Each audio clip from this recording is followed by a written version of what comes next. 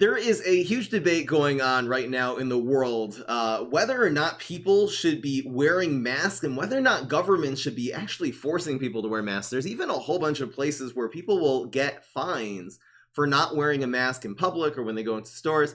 So the big moral question is, should the government be regulating people to be wearing masks? So I feel like this is a much more complicated subject than a lot of people think. Some people are like, oh, of course you should be wearing masks. Masks definitely prevent coronavirus from spreading. And if you go outside not wearing a mask in a place where social distancing is not possible, you're definitely endangering people's lives. And anyone who doesn't wear a mask is a complete idiot. And then you have the other side going and saying, no, you can't force anyone to wear a mask. That's fascism. It's overreach by the government. I feel like I would really like to break this down and try to explain both sides actually clearly, what the actual intellectual debate is about.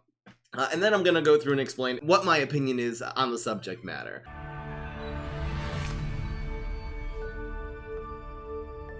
The question of whether or not there should be mask regulations really comes down to two questions. First of all, is there evidence that masks actually help prevent the spread of coronavirus? And if you look on the news, they just say, oh yeah, of course, masks help. But if you look into the studies like I did, most of the study, I think every single study that I saw, even the ones that say that there may be some correlation between mask wearing and slowing down of the spread, those same studies have all admitted openly in the study that the evidence for that, first of all, is very weak. And second of all, it hasn't been conducted in a proper scientific way. Because the way, again, you conduct a proper scientific experiment, let's say for mask wearing, is that you would have a whole bunch of people who would be completely isolated. They would be volunteering for the experiment. You would have the people who do have coronavirus, and then you would have the people who do not, that we are seeing if they infect. And they would create a bunch of experiments of them interacting in the exact same way, that they would come within a certain distance, and then the person tell the infected person to cough and tell them to touch something, and they'll touch similar surfaces. And half of them, let's say you had 100 pairs of people like that, 50 of them would be wearing masks and 50 of them would not be wearing masks. And you'll see if the ones that are wearing masks have a significantly lower rate of transmitting the disease to the healthy people than the people that were not wearing masks, then that would be very good evidence. That would be clear scientific evidence that mask wearing really does help against coronavirus. But there have not been any studies like that. I'm not suggesting that they do that, because that's a very problematic sort of trial to conduct, because you're going to end up exposing a lot of healthy people, obviously, to coronavirus, which you do not want to do unless you had some way of ensuring their safety, which we definitely do not have any way of ensuring to guaranteeing people's safety if they get coronavirus. So again, the first question is what actually is the evidence that coronavirus it can be helped spread by wearing a mask? And the second thing is that, okay, let's say there is some evidence that masks really do help prevent the spread. Is it then a moral thing for the government to coerce people to wear masks as a result of that? This might sound really confusing to some people. Basically, you're saying if there is evidence that coronavirus could be prevented by wearing masks, so why would the government not be able to force people with fines to wear masks? Like, why would that be immoral? Some people might really not understand that, and I want to go through that and explain that right now.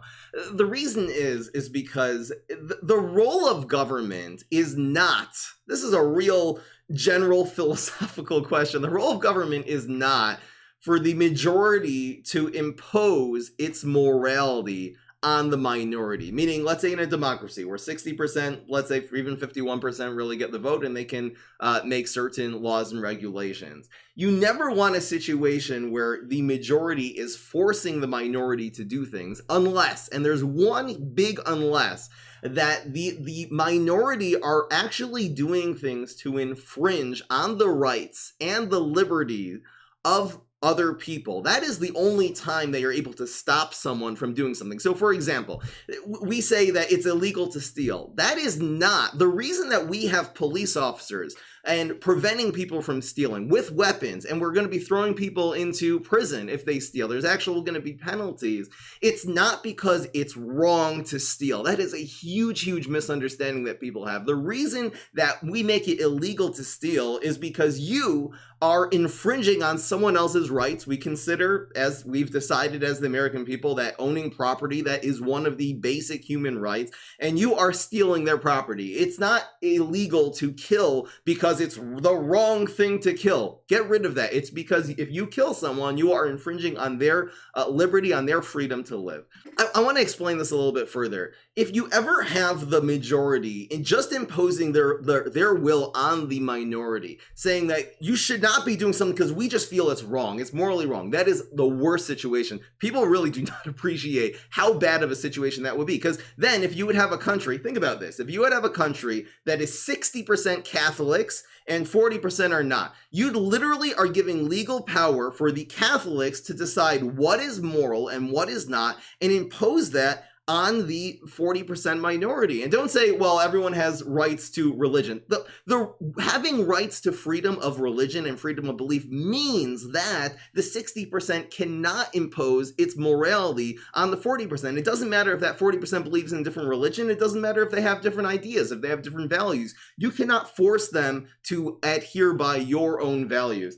You literally, if you would have that sort of situation, you would have the 60% saying, well, you have to go to church because it's immoral not to go to church, and literally forcing the 40% that they would get a fine for not going to church, just for example. You never want that. That is an extremely oppressive society. The only type of oppression that you do want, and it is oppression, is to prevent people from harming other people and infringe on their freedoms and their liberties. Really important sort of to understand what the role of government is all about and how it would be a horrible situation otherwise. Okay, so let's get from that to the subject about wearing masks. Now, you're probably thinking, if wearing a mask really could prevent you from infecting other people, so that would infecting someone else with a deadly disease like coronavirus that's going to make them sick, could even kill them, that would be you infringing on their rights of health and of safety.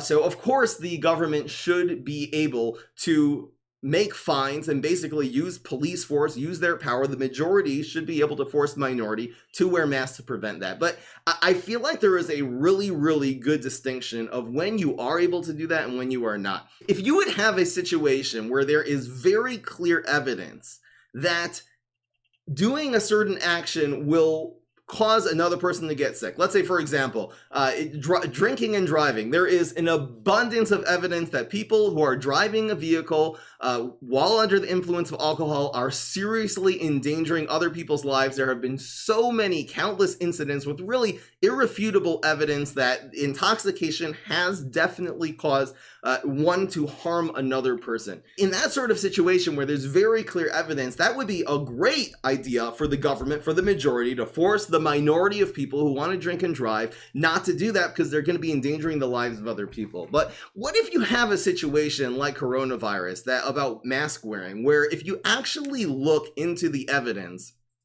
is extremely weak and extremely shaky. There are very few people saying that I challenge you. If you feel like I'm missing something, then go ahead and leave in the comment section below of the study that clearly says, and don't give me one of these studies that are being misquoted by the news. The actual scientific data strongly suggests that populations that wear a mask, there's clear evidence that that's going to be preventing the spread of coronavirus. Because so far, I have looked through a lot. I mean, I spent a lot of time researching and actually looking at the articles. And I found, not only have I not found one that clearly states that, I've seen every single article openly admit that the evidence of that, even though it's suggestive, there is some correlation between mask wearing and stopping the spread to some degree, that the evidence to that is very, very weak. I'll give you a few reasons why the evidence is weak. So first of all, I explained before that there hasn't actually been proper scientific research, which again is a very, very difficult thing to do. And don't say, well, Fry, if you can't make proper scientific research, if it's impossible, so then you just need to presume, you need to err to the side of caution and do the thing which is going to protect anyone. And in that case, since it really can't be proved, since we can't be making scientific experiments of actually exposing healthy people to coronavirus, since we don't know how to cure it, maybe then you should actually not need proper evidence. You should just be able to, as a precaution, force people to wear masks. And I really think, again, that is a huge mistake, because that is just opening up Pandora's box for government as a whole. Because then anything that cannot be proven, like religion, for example, that you just suspect that it's going to be bringing a lot of pain and suffering to the world when people don't go to church, when people are eating meat on Fridays, when people are desecrating the Sabbath. If you have no way of proving that, then you could just go and say, okay, great, since we have no way of actually proving that's true, now we're going to impose that on the minority and have them be required to go along with our views, which again is a horrible, horrible idea. You need very clear evidence that a person is harming another person in order to actually impose it on them. So with something like coronavirus, I do not think that there is enough evidence for the government to actually force people using force, and this is a moral issue, to actually wear masks, because again, the evidence is shaky. Now, I'm very open-minded about this. The moment that there is actual clear research and clear, like very, very clear evidence that requiring a population to wear masks will definitely prevent the spread of coronavirus, at that point, I would totally be for it. It would be the same thing as drunk driving. Is if you have clear evidence that you're going to be harming another person, you should definitely be preventing people, at least in public areas. I'm going to get into a little bit later a difference maybe between public areas and private areas, because the government really should have much more control over public places rather than private places. We should be leaving that up to the individuals. So I do think that because a lot of doctors really recommend that one should wear a mask. You can there have even been some studies where people are coughing through masks, and they found that it will stop different diseases. It doesn't necessarily, like the cloth masks that people are wearing nowadays. We'll get into like the N95 masks in a second. The cloth masks that the general population are wearing nowadays, apparently if a person coughs through it, it doesn't actually prevent cold virus from going through. It doesn't prevent even flu viruses, but there are other maybe strains of coronavirus which it does prevent from going through. So maybe we could presume that COVID-19, which sort of is a similar virus, it also will protect that. So again, there are some like weak evidence, but sort of suggestions that wearing a mask would help prevent COVID-19. You'd also have to have clear evidence, by the way, that coronavirus is actually being spread through the air of coughing. At the beginning, for example, of the coronavirus pandemic, they were telling people not to wear masks. And one of the considerations that they were telling people not to wear masks, they really did not think that it was people coughing and that the coronavirus was traveling through the air, that was infecting people. They really thought that was very unlikely. They were under the presumption, this was really, I think the entire medical community was really under the presumption clearly that it was being transferred through surfaces. And they were always talking about which surface, how long can coronavirus live on cardboard or on plastic or on wood and the different types of surfaces. And that's one justification for that, why they were really recommending people not to wear masks. In fact, the mask would just add one extra surface in order for coronavirus to be able to be transferred between people. Now, later, they are finding more evidence, again, it hasn't been solid, but more evidence that coronavirus really is being transferred through the air. Just the fact that you see the droplets and that droplet has coronavirus when you cough, it doesn't necessarily mean that it actually is being transferred in that way through the air at all. Here's another example of evidence that I saw in an actual scientific research, is that I think it was in Germany, they took in a certain town, and they were tracking the statistics of the spread of COVID before they had a mandate that the government made mask wearing mandatory, and then after. And they found that after they had made that a mandatory thing, they found that the amount of cases that were going up per day significantly slowed down. So on the one hand, we would say, wow, that actually suggests that mask wearing makes a big difference. But the reason, again, even admittedly in that article itself, the reason why that actually is pretty weak evidence is because the moment that the government comes and makes a clear line and says everyone needs to be going outside wearing masks, it could be there were a lot of other social behaviors which change. It could be people ended up going out a lot less. It could be people were saying like, hey, this is really serious business. Now we have to be much more hygienic in other ways. It could be the hand washing and the more social distancing, which again, social distancing, people staying a meter or two away from each other, there is very good evidence that that is preventing the spread. I mean, this is being transferred from person to person, so I think it's even just pure logic that if you're standing further apart, but there definitely is much stronger evidence that standing 1 to 2 meters, 2 meters to let's be safe. That's what a lot of places are recommending.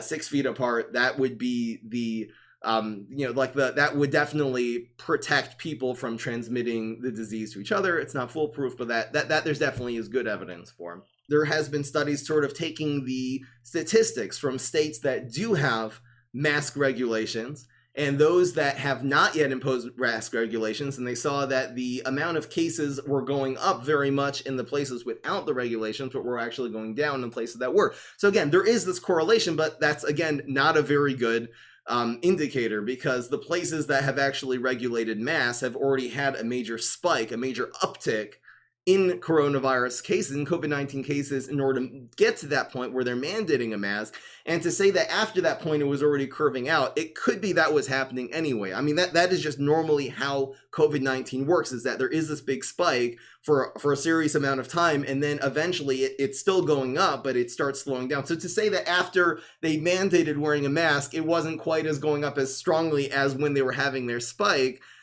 that's not a great proof that the masks itself were the ones that were solving it. There's places where they have not worn masks. They didn't have any law that you have to wear it, and there also have been curves. There was a spike, and then it curves out. That's just been happening everywhere. As opposed to places that have not yet had their spikes, they looked at those. Basically, they're in the middle of their spike, and they haven't got to the point where they are mandating masks. So those, they started making the more severe precautions later because their spikes are happening right now, or they're in the middle of it. If they take the 2 weeks after that same period, you see that the cases were much higher compared to before, because before it was just the beginning of the virus. There weren't a lot of infections. And then after that, whatever period they decided, it was in the middle of June, there were more cases. So again, there's suggestive evidence, but it's not clear and concrete. So as a compromise, and for me, this is not for the sake of compromise, oh, let's just kumbaya and everyone come together and let's try to find a middle ground. I really think the reasonable thing in a case like this is that we should be communicating to people to wear masks, but we should not be forcing them. I think people really undervalue the impact of a community. I mean, people on Facebook, let's say, they had like stay home so you can just wear masks, like have that be disseminated primarily by people. The role of government is not to facilitate all communication. That is not the point of government. The main way that's being done is through influencers, through friends, through social media. If people can be reasonably explaining to people to use masks, and maybe I'll get to that a little bit later, exactly how we should be reasonably teaching each other to use masks, like how to actually communicate that, which unfortunately is not being done in a very good way nowadays. That should be the answers that we're communicating, even through the government. Look, the government is to protect. Again, we're all getting together and we're electing people to protect our rights and our liberties, but if you want to even say that the government should be helping us communicate, like let's use the great tool of government that has a lot of people's ears and use that to sort of communicate the strong suggestion that a lot of doctors, again, are suggesting that people wear masks. I don't have a problem with that per se. The part where I have a problem with is when you're actually making fines, you're actually making legal action. Some places they have like this mandate to wear a mask, but there's not actually any penalty. So I feel like that's really just a matter of semantics. If the government is strongly urging people to wear masks, but there actually is no penalty if the person does not. So I have no problem with even that level of communication. I think being stern with people is a good way of communicating sometimes, if that's really what they need to get the message through. Obviously, if you can be communicating in a healthier way, that would be better. So what would be the way to actually healthily communicate to people to wear masks? So unfortunately, if you go onto YouTube, which I did, and you go and you type in, what is the reason of people who do not wear masks? Anti-masker explained reasonably. What comes up on YouTube is 100% satire and sarcasm. You'll have these people, there were even a couple of very entertaining videos there, but you'll have people who are basically coming in and explaining the anti-mask like side of it and then completely ripping them to shreds and calling them a bunch of dickheads and calling them all kinds of names and not actually coming and addressing the subject in the way, let's say, that I am right now, of actually a reasonable way. Like, just present, how should we be presenting the information? If not, if you're ever in a situation calling people a bunch of idiots and you're selfish and how dare you not wear a mask and you're ignorant, if you're calling people names, that is not the way to actually convince them of things. This is a huge mistake. People think that the more aggressive they are, the more you're going to be able to convince people, and that's not true. In fact, if you are aggressive towards people and you invalidate their feelings and you call them idiots and you call them dickish and selfish, that people have a natural instinct to be defensive. This is just a really normal psychological instinct that people have an instinct to protect themselves and protect their ego. And when a person feels aggression, they fight back. They have a fight or flight response. And that certainly is not going to initiate any kind of good communication. So the real way to actually communicate to people who you see are not wearing masks is not to yell and scream at them. It's really just to say, hey, there's a lot of doctors who are recommending this. Maybe there hasn't been clinical studies. You have to admit that. You have to admit the truth. You can't just say it in a way like the news says, masks work. You can't just like use it as a blanket statement because it really has not been proven yet. Admittedly, but go and say, hey, it's not such a big deal to wear a mask.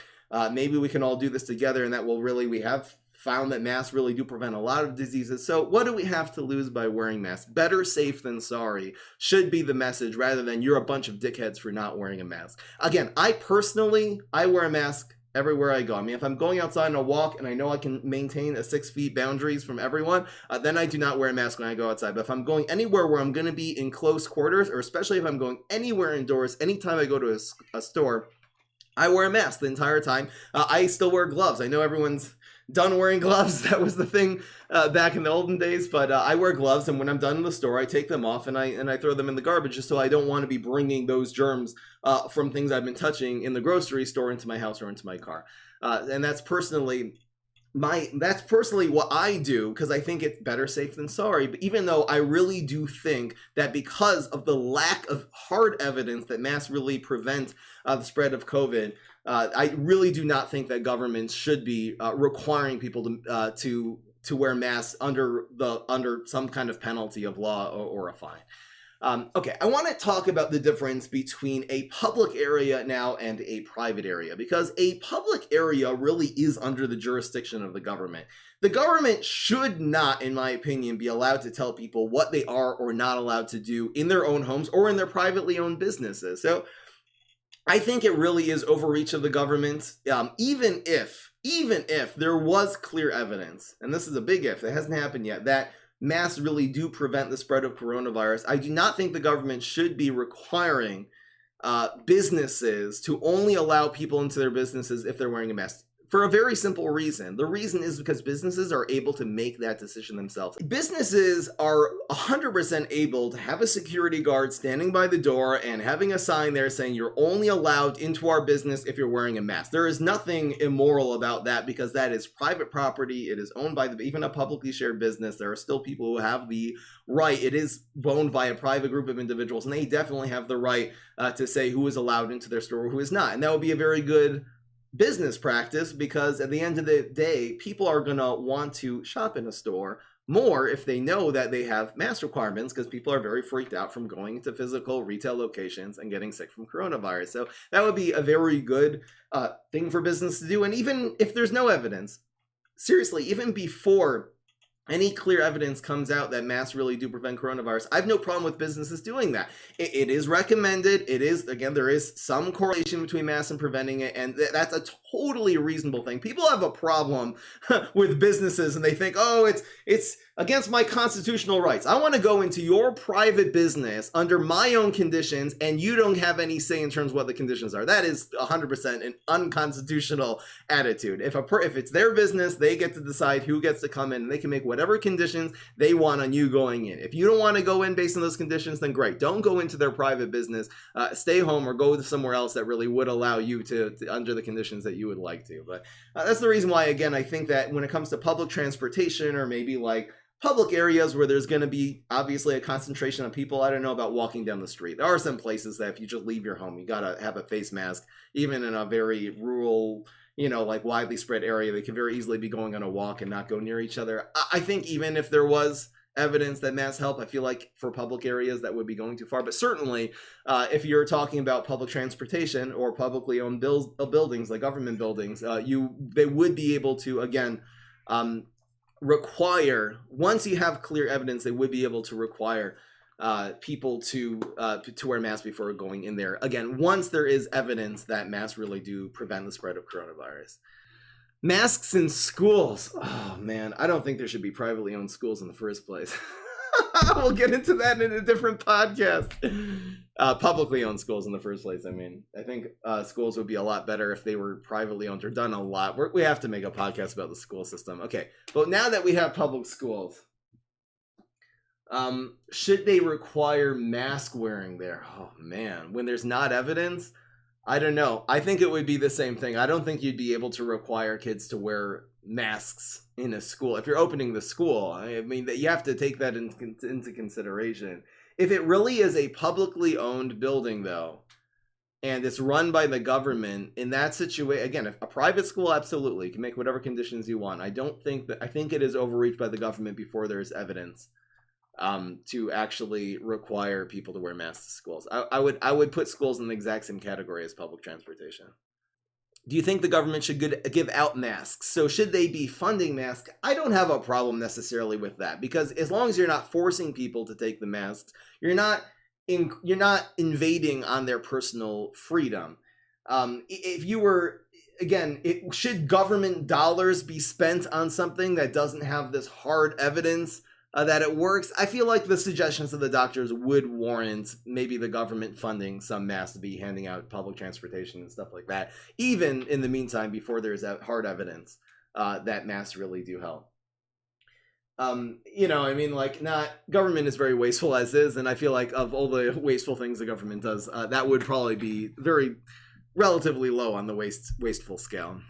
If they are forcing people to wear masks, then they should have to provide them. You're saying if they're forcing, then they should have to provide it? Maybe. I think that's a reasonable idea. I want to get into, since I didn't cover it, I'd like to talk about the difference between cloth masks and actual N95 masks or respirators, which are masks which basically have like a more sophisticated way of filtering out the diseases and stuff like that. And this is a significant consideration in the entire scope of things, that even if we would have evidence that an N95 mask or like a mask with a respirator actually would prevent coronavirus from spreading, the government is still telling people that everyone should be having an N95 mask. And the reason is because they do not want there to be a shortage for people who actually need it, like healthcare workers or people who are actually involved in close contact because of their treatment of patients of coronavirus. They really want to be saving the professional medical grade masks for them. What they are recommending is that people have like cloth masks that they're either made at home, or you can buy cloth masks. I have one as well. You can buy maybe a filter to put in it. But again, these are masks which are they're not even recommending that people are using the highest level of protection. They're just using something which is lower. So this throws a whole nother aspect into it. Even if we could prove the N95 masks really do prevent coronavirus spread, we would then need further evidence that the type of masks which we are requiring the public to wear, that are accessible to the public, which will not cause a shortage in the medical domain, that we're actually asking people to wear, we would need further evidence that is going to be significantly preventing the spread of coronavirus. And again, that is very, very iffy evidence. There's even a lot of types of cloth masks which really provide very little protection. So that's just another consideration of why, again, this should be suggested. I think it's a good idea to wear masks, but it should definitely not be forced by the government. Again, the it's better than nothing is a good way to educate people and recommend it, but it's better than nothing. You cannot force people to do something on a level that's better than nothing. Unfortunately, the way that anti-maskers are portrayed in the media is absolutely horrible, because what they do, I mean, most of the things you see is someone going up in a rally and saying, do you want to have masks? And everyone says no. And it just gives off the impression of a bunch of selfish and uneducated people. And again, what the media tends to do is always focus the cameras on the most extreme 1% of people and try to represent an entire population, an entire belief system based on that 1%. They'll go and they'll show it, I don't know, and there was some kind of like government hearing. I don't know if it was in Florida or somewhere else, where they had literally like these like elderly Christian ladies coming in and saying, I don't really think that Jesus wants us to wear masks because God gave us this sort of like body which we're able to breathe. And if you put a mask on it, then you're going to be like, stopping the airflow, and airflow is so important for spirituality. I mean, this is the type of people that are portrayed in the media as being anti-maskers. Unfortunately, they are not explaining anti-mask in terms of that there shouldn't, again, be a government regulation. There shouldn't be forcing people to wear masks based on a really reasonable argument that the evidence is not there, plus that would be overreach by the government in that case to impose people on something which there is no evidence for. It goes the same both ways, by the way. This is what's happening when people are talking about anti-maskers. It's also the way that it's portrayed when you talk about anti-Trumpers. They'll go, people are against Trump. They'll show the videos after the election of the lady screaming on the top of her lungs and saying no, and the ridiculous guy inside his home making like this really overdramatic rant. Like, those are not the people that represent the entire population, let's say, who don't like Donald Trump. There's a lot more reasonable, actual reasonable people who are part of that population. So again, this just gets into another reason why people should not be getting their ideas of the world from the media. If you actually talk to normal people who are not making all the noise, not the people who are going to rallies and yelling and screaming, those are usually the most extreme people who are doing that. You actually talk to reasonable people, to your friends, to your family, to people who are not extremists, and you talk to them about issues in politics, you'll usually find that they're way more reasonable than the media, portrays all Republicans or all Democrats to be, which again is a huge misrepresentation of all those people, and really the way the media unfortunately misrepresents a lot of ideas. The media has become a reality TV show. They just try to go for the most dramatic thing, the thing that is going to be the most controversial, and really sort of project that onto the entire population, instead of actually finding just your normal people, reasonable, who just want to have a family, want to have a job, just want to live a normal life. Instead of focusing on them, they always focus on the extremes. It's people have this big problem nowadays. They think there's such a political divide. The two sides are so far away from each other. It's not true. It's really, really not true.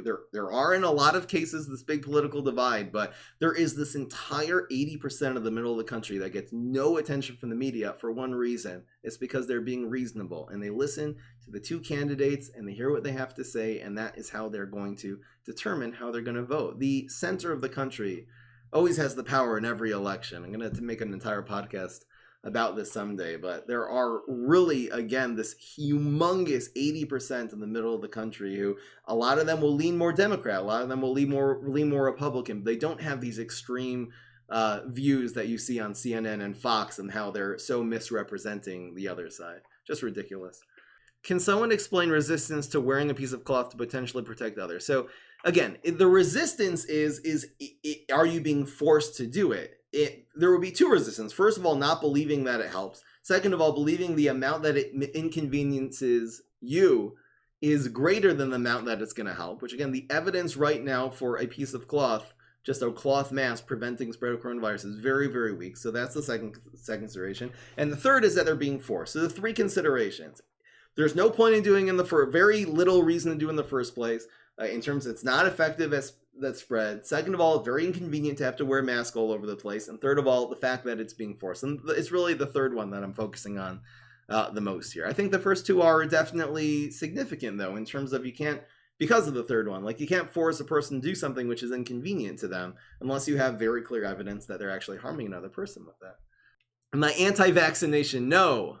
Anti-vaccination is exact opposite, because there is a lot of evidence, enormous amounts of scientific evidence that vaccines do prevent certain diseases. So that's why I would never even imagine being an anti-vaxxer, because the science is, again, that would be a great example of the exact opposite scenario of masks, that there is an abundance of medical research saying that it helps.